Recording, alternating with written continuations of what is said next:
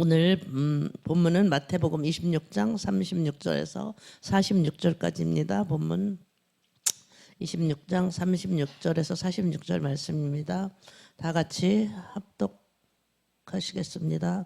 이에 예수께서 제자들과 함께 겟셋마네라 하는 곳에 이르러 제자들에게 이르시되 내가 저기 가서 기도할 동안에 너희는 여기 앉아 있으라 하시고 베드로와 세베대의 두 아들을 데리고 가실새 고민하여 슬퍼하사 이에 말씀하시되 내 마음이 심히 고민하여 죽게 되었으니 너희는 여기 머물러 나와 함께 깨어 있으라 하시고 조금 나아가사 얼굴을 땅에 대시고 엎드려 기도하여 가라사대 내 아버지여 만일 할만하시거든 이 잔을 내게서 지나가게 하옵소서. 그러나 나의 원대로 마옵시고 아버지의 원대로 합소서 하시고 제자들에게 오사 그 자는 것을 보시고 베드로에게 말씀하시되 너희가 나와 함께 한시 동안도 이렇게 깨어 있을 수 없더냐. 시험에 들지 않게 깨어 있어 기도하라. 마음에는 원이로되 육신에 약하도다 하시고 다시 두 번째 나아가 기도하여 가라사대 내 아버지여 만일 내가 마시지 않고는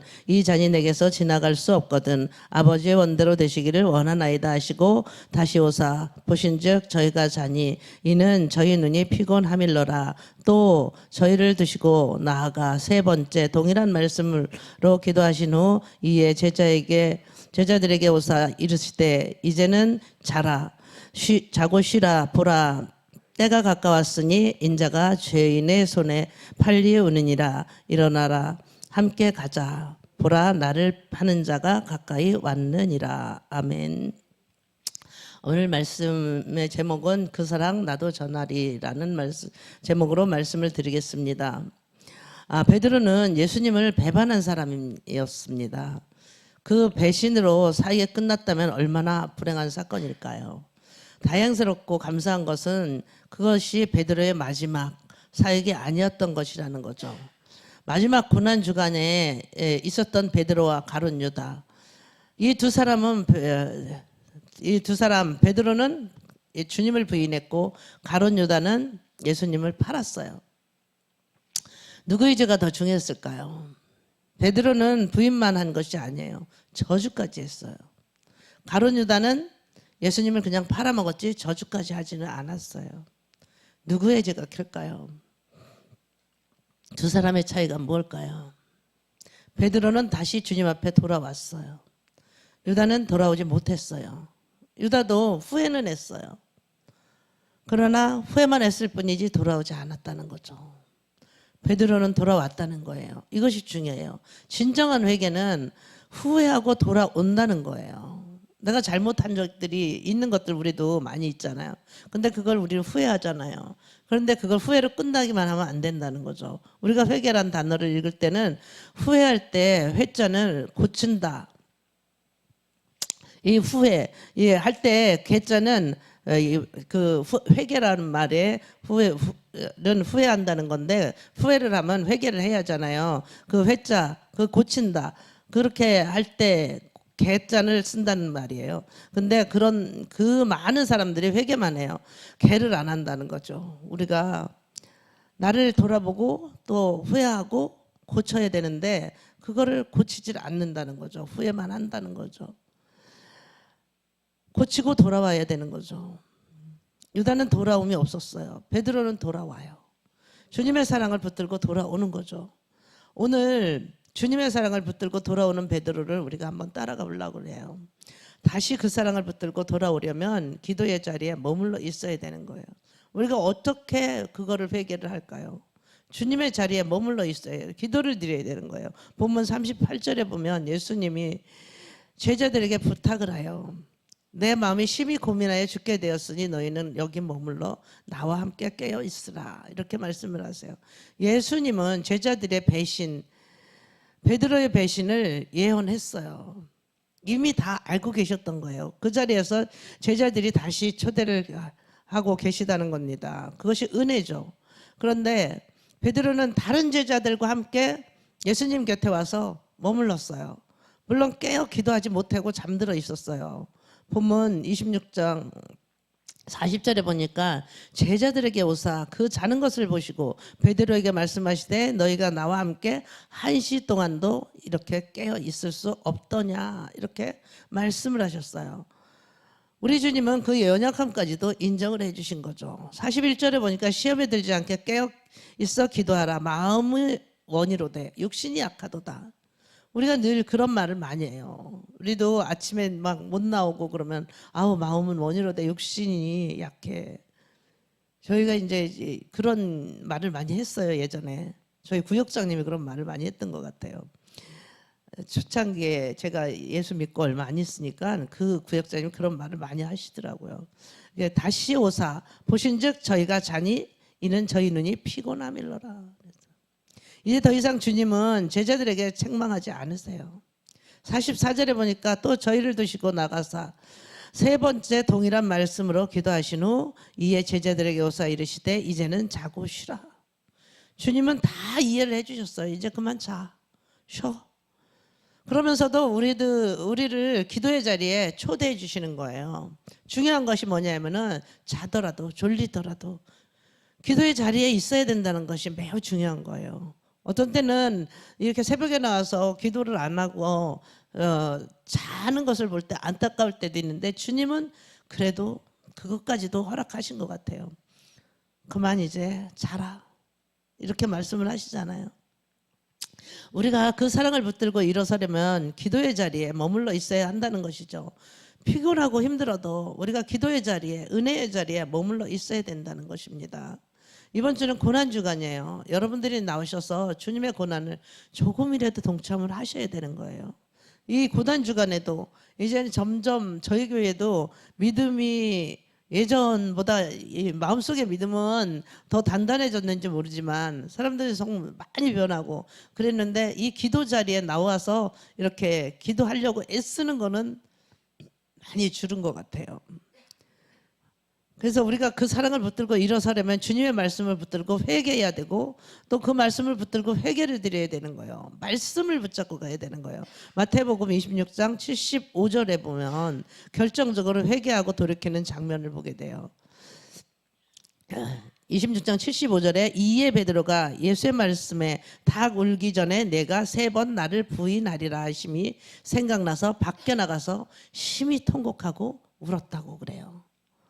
베드로의 통곡은 회개하는 자리에 나가는 거예요. 얼마나 후회가 됐겠어요. 얼마나 마음이 아팠겠어요. 내가 3번 나를 부인하리라. 그 말씀하신 것이 생각이 난 거예요.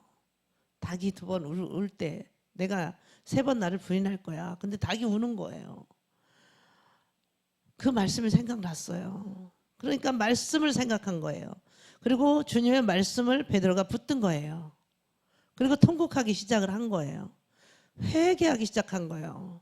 그래서 우리가 회개하려면 말씀을 붙드는 것이 중요한 거예요. 시몬 베드로의 제자로서 삶은 사실 말씀을 붙드는 것으로 시작했어요. 베드로의 삶이 말씀을 붙잡고 갔다면 우리도 말씀을 붙잡고 가야 되는 거예요. 우리 모두 예수님이 진정한 제자가 되려면 말씀을 붙들고 사는 것을 배워야 되는 거죠. 베드로의 예수님의 제자의 출발은 말씀을 붙잡고 시작했거든요. 시몬 베드로가 예수님의 제자가 되는 결정적인 장면이에요. 누가복음 5장 5절 한번 보시겠습니다. 누가복음 5장 5절.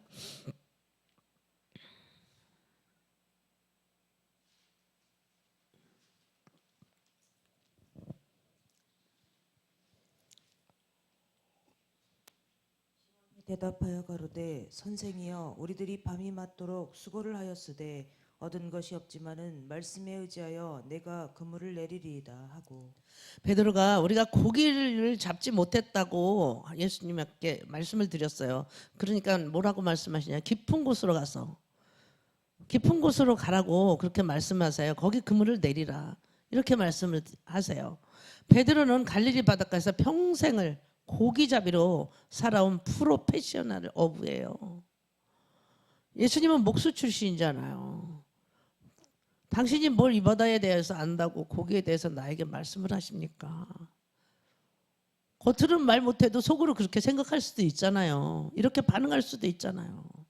아유, 목사님보다는 내가 잘 알아요, 그 방면엔. 이렇게 생각을 할 수도 있잖아요. 그러나 베드로는 그분에게서 권위를 느낄 수가 있었던 거예요. 그분이 보통 사람이 아니라는 것을 베드로가 안 거예요. 이분이 아마 어쩌면 우리 민족을 구원할 수 있는 그 메시아, 우리가 기다리던 그 메시아인 줄 모른다는 그런 생각을 했을 거예요. 베드로의 마음이 바뀌어요. 그리고 이런 고백을 하는 거예요. 말씀에 의지하여 이렇게 해보겠습니다. 말씀을 의지했어요. 말씀을 붙들었어요. 그리고 순종을 했어요. 기적을 체험하는 거예요. 말씀을 붙드니까, 말씀을 의지하니까, 순종을 하니까 기적을 체험하는 거예요. 그리고 주님을 따라가는 거예요. 이것이 제자로서의 인생의 출발이었던 거예요. 누구도 주님의 말씀을 붙들지 못하고는, 순종하지 않고는 주님의 제자가 될 수 없는 거죠. 저와 여러분이 주님을 붙들고 평생을 살아가기를 주님의 이름으로 축복합니다.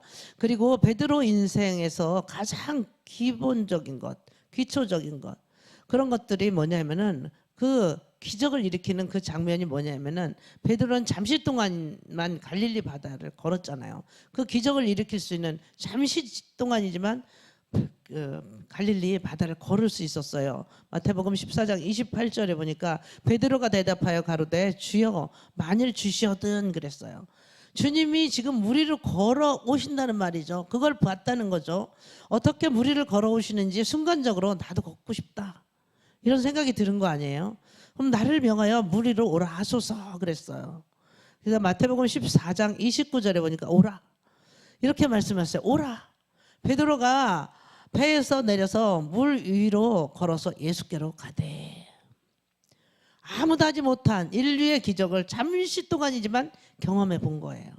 어떻게 해요? 예수님의 말씀에 순종했기 때문에, 말씀을 붙들었기 때문에, 말씀을 붙들고 이러한 기적을 체험한 제자가 바로 베드로였습니다. 그런 제자 베드로는 지금 갑자기 순간적으로 주님의 말씀이 생각난 거예요.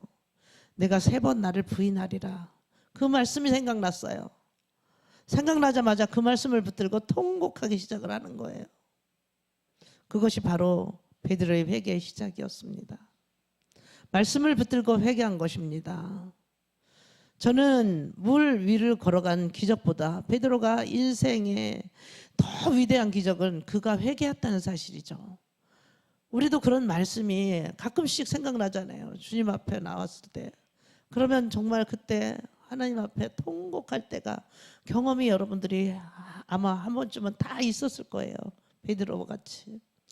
돌아왔다는 사실이에요. 베드로는 말씀을 붙들고 회개한 놀라운 기적을 체험한 것입니다. 그러기 위해서는 우리가 언제나 말씀을 붙들고 살 줄 알아야 해요. 말씀을 붙들어야 돼요. 우리가 다 신앙생활의 여정에서, 우리가 다 그리스도인들이고, 우리는 말씀을 하나님의 말씀으로 믿고 그 말씀의 능력도 신뢰하지만 우리가 종종 이 말씀을 잃어버리고 산다는 거예요. 우린 말씀 따라가려고 애를 쓰죠. 그러나 세상 살다 보면 또 내 마음이 낙심이 되거나, 어떤 때 그럴 때 보면은 하나님은 잠시 믿는다고 하면서도 내 마음속에 잠시 잃어버릴 때가 있는 거예요. 그리고 내 마음대로, 내 뜻대로 살아보려고 애를 쓰는 거죠. 그러다 안 되면 정말 하나님이 어디 있어 하고 떠나는 사람도 있고, 교회는 나와서 딴 생각하는 사람들도 있고, 그러다 다 잃어버릴 수가 있어요. 내 주변에 좋은 것들 다 잃어버릴 수가 있어요. 돈 좋아하는 사람은 돈 다 잊어버리고, 물질 좋아하는 사람 물질 다 잃어버리고, 남편을 너무 사랑하는 사람 남편 잃어버리고, 자녀를 너무 사랑하는 사람 자녀 다 잃어버리는 거. 하나님 앞에 순종하지 않을 때, 따라오지 않을 때, 저는 그런 사람도 봤어요. 나중에 깨닫더라고요. 나중에 우리는 종종 이 말씀을 잃어버리고 산다는 거예요. 철로 역정을 보면 크리스찬이 나와요. 곤고한 언덕을 넘어오다가 여기에 정자가 있는데 잠깐 쉬자, 그리고 쉬는 거예요. 크리스찬이 발밑에 두루마리를 놓고 잠깐 쉬다가 지금까지 가지고 왔던 그 말씀의 두루마리를 잃어버려요. 그렇지 않으면 한참 가다가 다시 돌아와요. 두루마리를 찾으러 다시 돌아옵니다. 우리가 인생의 여정에서, 신앙의 여정에서 말씀을 잃어버릴 수 있다는 거예요. 어느 날 설교가 은혜가 안 되고, 설교가 내 마음에 들지도 않고, 또 성경을 읽어도 은혜가 안 돼요. 성경이 하나님의 말씀처럼 내 마음에 다가오지가 않아요. 말씀을 잠시 동안이나마 잃어버린 거예요. 그러면 우리 신앙생활이 흔들려요. 모든 것이 흔들려요. 여러분, 저는 여러분이 언제나 말씀을 붙잡고 앞을 향하여 나가는 주의 백성이 되기를 바랍니다. 우리가 기도의 자리에 나올 때도 하루 종일 하나님의 말씀을 한 구절쯤은 붙잡고 가야 돼요. 새벽 기도를 드렸다면 새벽 기도 중에서 이 말씀을 붙들던가, 아니면 하나님의 올해 나에게 주신 말씀을 붙들던가, 내가 오늘 말씀을 읽고 그 말씀 한 구절이라도 나한테 다가오는 그 말씀을 잡아야 돼요. 그리고 그 말씀을 가지고 주님 전에 나와서, 저녁 기도에 나오는 분들은 그 말씀을 가지고 나와서 그 말씀을 붙들고 기도를 드려야 돼요. 말씀을 붙들고 기도한다는 것이 가장 중요한 거예요. 기도가 안 돼. 그건 왜 기도가 안 돼요? 그 말씀을 붙잡는데, 그럼 그 말씀을 하루 종일 붙잡고 가다 보면 그 말씀이 해석이 되는 그런 은혜를 여러분들이 알게 돼요. 그리고 기도 자리에 나와서 기도가 안 될 때는 그 말씀 가지고 계속 읊조리는 거예요. 말씀이 기도죠. 특별히 내 신앙이 흔들릴 때, 내 믿음이 흔들릴 때 다시 말씀을 붙들 줄 아는 하나님의 사람이 되시기를 주님의 이름으로 축복합니다. 베드로가 그 주님의 사랑을 붙들고 마지막 인생에 승리할 수 있었던 것은 그리스도의 고난에 참여하는 영광을 사모하여야 되는 거예요. 사실 그리스도의 고난에 참여한다는 것은 영광입니다. 이것을 깨닫기 시작하는 거예요, 베드로가. 우리가 고난 주간에 나와서 이렇게 새벽에 나와서 예배드리는 것도 육신은 고난이지만 하나님의 영광에 참여하는 거예요. 우리가 육신이 피곤하잖아요. 저도 더 자고 싶다 이럴 때가 가끔 있어요. 근데 직장 생활을 하는 분들은 얼마나 힘들겠어요. 베드로가 유언 같은 자기 인생의 마지막 신앙의 정의가 뭐냐, 이것을 어디서 볼 수 있을까요? 이것은 마지막으로 쓴 베드로 전후서예요. 거기서 볼 수 있는 거예요. 베드로가 마지막으로 깨닫고 깨달은 놀라운 진리가 무엇일까요? 베드로 전후서, 거기에서 강조한 핵심은 그리스도의 고난의 영광이다. 이걸 계속적으로 강조해요. 베드로 전서와 후서의 그 핵심이에요. 베드로 전서 13장에 보니까, 베드로 전서 13장 한번 보시겠습니다. 이 베드로가 베드로 전서 후서를 썼어요. 그 베드로 전후서를 쓸 때 얼마나 많은 생각을 하고 썼겠어요. 그리고 하나님의 은혜가 얼마나 감사했겠어요. 13절 한번 읽어주세요. 4장 13절. 베드로 전서 4장 13절. 오직 너희가 그리스도의 고난에 참여하는 것으로 즐거워하라. 이는 그의 영광을 나타내실 때에 너희로 즐거워하고 기뻐하게 하려 함이라. 14절도 읽어주세요. 너희가 그리스도의 이름으로 욕을 받으면 복 있는 자로다. 영광의 영 곧 하나님의 영이 너희 위에 계심이라. 우리가 작은 고난에도 참여할 수 없다면 어떻게 그분의 영광을 나타낼 때 우리가 그 영광에 참여할 것을 기대하겠어? 우리가 그 기대를 해야 되는 거예요.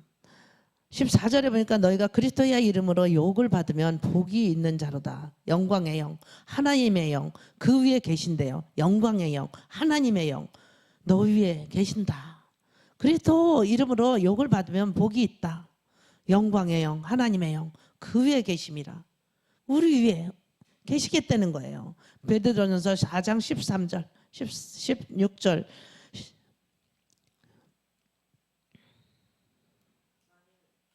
그리스도인으로 고난을 받은즉 부끄러워 말고 도리어 그 이름으로 하나님께 영광을 돌리라. 지금 고난과 뭐가 계속 나와? 영광이잖아요. 영광. 고난이 없으면 영광도 없습니다. 이걸 청교도 시절에 우리 선조들이 뭐라고 불렀냐면은 노크로스는 십자가 없으면 면류관도 없다. 노크로스 이렇게 불렀어요. 고난이 없으면 영광도 없다는 거예요. 베드로는 비록 흔들리고 비록 주님을 배신하기도 했어요. 때로는 주님을 저주하기도 했어요. 하지만 마지막은 영광이었어요. 여러분들도 사는 동안 인생의 여정 동안에 고난이 많은 사람들은 영광이 얼마나 클까요? 제가 이 말씀을 준비하면서 고난이 크면 영광도 크겠구나. 얼마나 감사할까. 잘 이겨내면 되겠구나. 베드로의 인생 마지막 순교의 거룩한 영광으로 마무리를 하는 거죠. 베드로 말년에 로마에서 한 번의 박해가 왔어요. 그때 베드로에게 한 번 더 시험이 오는 거예요. 로마를 떠나기로 하고 로마를 빠져나와요. 로마의 교인들을 놔두고 로마의 언덕 아피아가도라는 그 언덕을 넘어 올 때 주님이 나타나셨어요. 거기서. 그때 베드로가 깜짝 놀라서 한 말이 있어요. 그게 코바디스 도미네. 주님이라는 말이에요. 주님 어디로 가십니까? 주님이 하신 말씀이 내가 내 양떼를 버리고 간 로마 시내로 간다. 베드로는 그 자리에 털썩 주저앉았어요. 아닙니다. 제가 가겠습니다. 그리고 돌아와요. 그리고 붙잡혀요. 그리고 순교합니다. 요한복음 21장 18절에 보니까 내가 진실로 내게 이르노니 젊어서는 내가 스스로 띠띠고 원하는 곳으로 다녔거니와 늙어서는 내 팔을 벌리나니 남이 내게 띠띠우고 원치 아니하는 곳으로 데려가리라. 베드로는 순교를 주님이 그에게 암시하시고 예언하셨던 거예요. 내가 원하지 않지만 내 팔을 벌리고 너는 순교하게 될 것이다.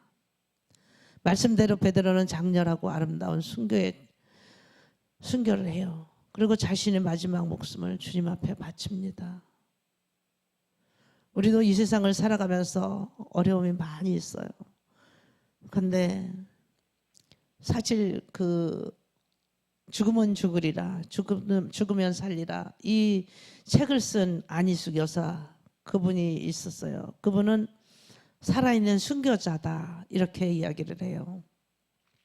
저도 이제 그 책을 오래전에 봤는데 정말 이런 분도 계실까 이럴 정도로 그분은 하나님을 위해서, 하나님을 영광을 위해서 살았던 분이고 그 일제시대에 그 모든 고통을 그 감옥에서 다 겪었던 분이에요. 근데 그곳에서 돌아가시지 않고 풀려나게 돼요. 그래서 그곳에서 죽을 수밖에 없었던 그런 인생이었기 때문에 살아있는 순교자다 이렇게 불렀어요. 그래서 그분이 이제 돌아가셨지만 그렇게 하나님 앞에 하나님을 배신하지 않고 하나님을 부인하지 않고 죽음까지도 두려워하지 않았던 그런 분이었어요. 우리는 이런 죽음의 자리에 서게 된다면 우리도 이렇게 할 수 있을 것이다. 죽는 게 오히려 순교가 더 낫다. 이 땅을 살아가는 게 너무 고통스럽기 때문에 차라리 순교가 더 쉽다고 이야기를 했던 분이죠. 여러분들이 지금 힘들고 어려울지라도 하나님 잘 붙들고 끝까지 간다면 그 고난이 영광이 된다는 사실을 다시 한번 깨닫고 오늘 하루도 승리하고 이번 고난주간에 주님을 많이 묵상하시는 그런 한 주간이 되시기를 간절히 축원합니다. 기도 드리시겠습니다. 하나님 아버지 감사합니다. 하나님 앞에 베드로는 주님을 모른다고 부인을 3번이나 했습니다. 그럼에도 불구하고 그는 회개하고 돌아와서 다시 하나님의 이름을 위하여서 쓰임을 받았습니다. 영광의 영, 하나님의 영이 너희 위에 계심이라 말씀하셨습니다. 영광의 영을, 그 하나님의 영이 우리 위에 계신다는 것을 우리가 알게 해주시니 감사를 드립니다. 하나님, 우리가 고난을 받는 것을 부끄러워하지 않게 해주시고 고난을 고통으로 여기지 않게 해주시고 고난이 영광되게 하여 주시옵소서. 아버지 하나님 뜻을 쫓아서 살게 하여 주시고 예수님의 고난고 당하신 그 십자가의 고난을 조금이라도 이 한 주간 생각하면서 하루하루를 살아갈 수 있도록 하나님 우리의 마음을 붙들어 주시고 우리의 생각을 붙들어 주시옵소서. 내가 어떻게 하면 잘 먹고 잘 살 수 있을까만 생각하지 않게 하여 주시옵시고 오직 하나님의 십자가를 붙들고 나갈 수 있도록 도와주시고 그 단계를 뛰어넘으면 하나님께서 주시는 예배된 큰 축복이 있다는 걸 우리가 알게 하여 주시옵소서. 오늘도 승리하는 하루 되게 하실 줄 믿사오며 지금도 살아서 역사하시는 예수 그리스도의 이름으로 기도드렸사옵나이다. 아멘.